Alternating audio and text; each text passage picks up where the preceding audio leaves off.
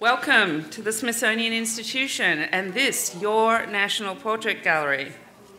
So, is democracy dying? Not if you consider the best of today's artists, whom I would suggest are like the canaries in the coal mine, warning us of changes to the social structure and the mood of the people. The artist's role is to observe their surroundings, highlight beauty when they can and ugliness when they must. Connecting people to each other through the very act of being human and giving power to free expression, not just privilege. If you were to look in our galleries right now, you would see both. Those who traditionally had their portrait made, white men who owned land, and those whose presence was literally erased. The Blackout Silhouette exhibition focuses on the dichotomy of black versus white, not just in terms of white paper and black shapes, as demonstrated by this month's Atlantic cover, but the practice of keeping select histories in the dark.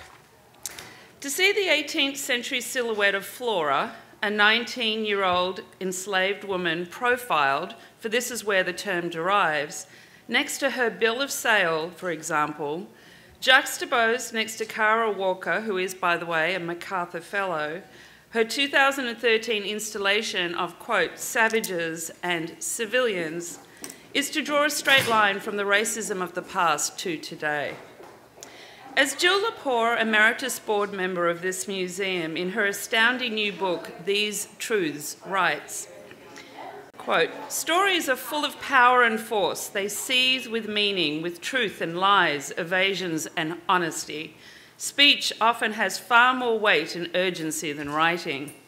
But perhaps more memorable, I would suggest, is art. Art, to paraphrase Picasso, is a lie that illustrates the truth.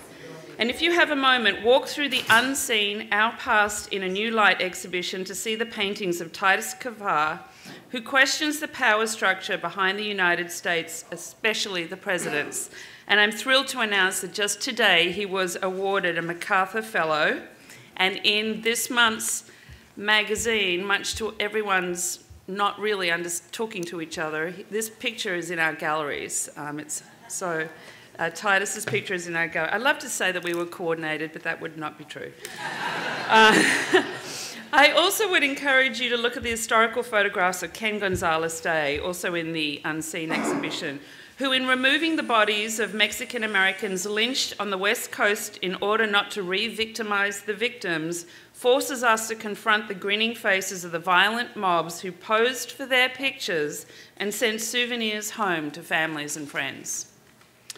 We as a country cannot just intellectualize and act, we also have to feel. To employ visual artists, musicians and performers, writers, poets and filmmakers to connect the logos to the pathos as outlined in Jeffrey Goldberg's introduction of this month's magazine, but also the mythos, the mystery and the unboundedness of the human spirit, to step outside of the comfort zones and be confronted and uncomfortably reminded that the portrait of America has never only been about meritocracy, but also about social access, racial inequality, gender difference, religious preference, and political power.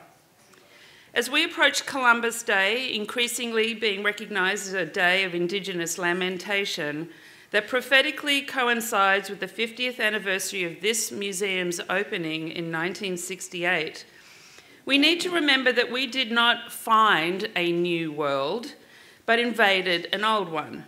We weren't just a world leader, but a global participant.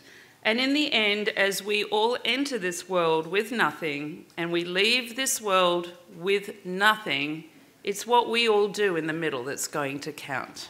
Thank you.